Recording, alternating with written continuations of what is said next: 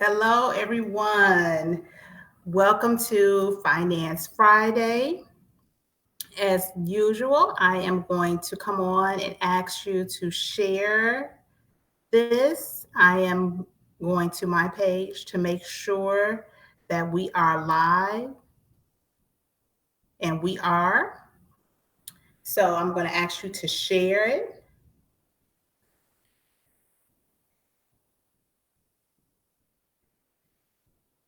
Share, share, share. So this is going to be quick. This is going to be quick.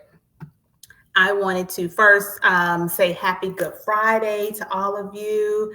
I'm also going to say welcome to April, and April is Financial Literacy Month. So I'm going to try to do more Finance Fridays in April because it's Financial Literacy Month. And that's one of the big purposes and main reasons why I do Money Basics and Finance Fridays is to really educate you on the basics of money. So I'm going to jump right in. I'm trying to make these shorter, and a lot of you gave me great feedback on the last few Finance Fridays where I gave you just a couple quick tips.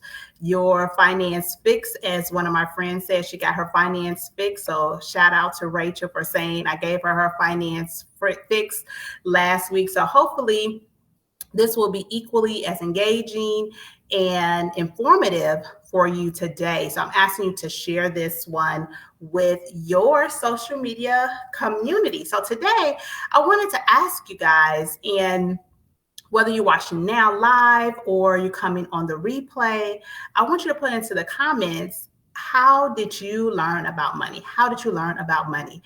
I want to, as I thought about that question, even for myself, I really didn't learn specifically about money growing up.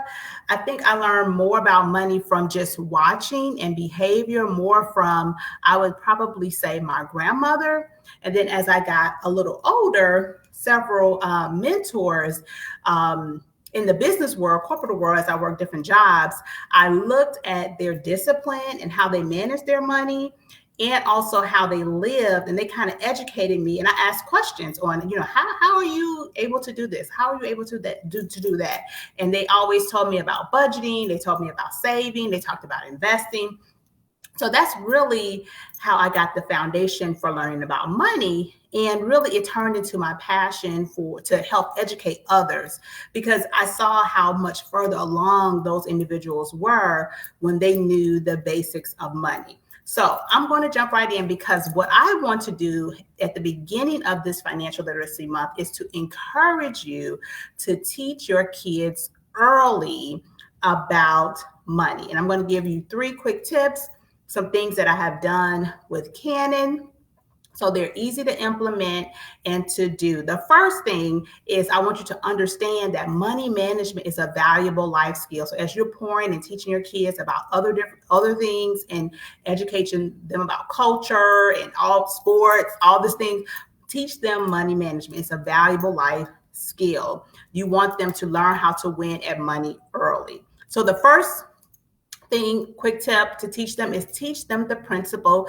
of earning money. And you can do this however you do it, through allowance, whether you say, okay, you do this and you get an allowance every week or every 2 weeks. You can give them money based on grades, however you work. However, teach them the principle of earning money. That's the first tip. Then the second tip is, after you teach them the principle of earning money, how you're going to get money into your house, you have to teach them the basic principle of budgeting. And it's a quick, easy, simple way to do that. I teach this in my classes to adults, but this is a simpler way to do it for kids. They need to know the meat of managing money, and that is the budget. So the quick model, and I have a quick demonstration for like what I do with Ken. I don't have all 3, but with smaller kids, you can do 3 jars. For older kids, there are some tools and apps, and I'm going to share those in a minute. But teach them the principle of share, save, spend. Share, so Keep an open hand. Teach them early how to sow seeds of generosity. You want your kids to always be blessed. You want your kids to know the value of being a part of something bigger than themselves and not being all about themselves, but keeping an open hand in the seeds of generosity. So you want to teach that to them early. So share, save, teach them you have to put away for later. You never know what you're going to need in the future. So you always want to put something aside for the future. Also, in this principle, you want to teach them that sometimes you can't buy something all at one time. Because, I think sometimes we do things to our kids and we don't teach them the mechanics behind, like when they ask for something or we know something is coming up and we save for that, we have to teach them that. You can't, most of the time, or a lot of the times, we can't just go to the store and buy everything we want. Sometimes we have to say, okay, I'm going to save this month and next month, then the next month, and I'll go buy it. Teach them that everything is not instant gratification. Everything is not, okay, we get it now. Some things you have to save for. And then the last thing is spend. And ours, as grown-ups, this is where our expenses come. Their kids don't have a lot of expenses, but whatever they can also use the spend and the save interchangeably. But this is where they live off of the things that they want to do regularly, that maybe we want to start to share that responsibility, especially if you have older teenagers and let's say they want cell phones, they want all these things. So or Netflix subscriptions, or they want certain subscriptions, Apple Music subscriptions, you might want to share in that responsibility and teaching them the responsibility of budgeting their money so that they can afford the things that they want, and they will learn those principles so quickly. Like what I did with Cannon, here's 2 of his jars. I didn't bring the other one because the other one is kind of bootleg. It's just a bank. So this is his first one. This is his give jar. See, we just wrote it on there, give. He had the pandemic with church. His give bank is full. He needs to take some money to church. Okay, this is his spend jar. Okay, as you can see that. He's been spending. And then he has a save bank. And typically what he does is most of his save money, he dumped all of his save money and actually put it in his bank account because he wants to earn interest. So that's one thing I've already taught him about earning interest, which leads me to the third quick tip with teaching your kids early about money. And that's to teach them to grow their money. That's the value of teaching them not only about saving and earning interest, which grows your money, but also about investing. And I've talked about this before too. Teach them about being owners and not just consumers of various products, teaching them how to own shares of stock, even mutual funds in companies or sectors that they care about. So if your kid loves gaming, loves sports, whatever they love, if your daughters love fashion, they should know about companies that own the various places they go to. So if they're into makeup and they go to Sephora all the time, tell them they should figure out what company owns Sephora. Are they publicly traded? That could be a project. And one of the tools, the platforms, that's a great platform to help kids to kind of, map out based on what they love.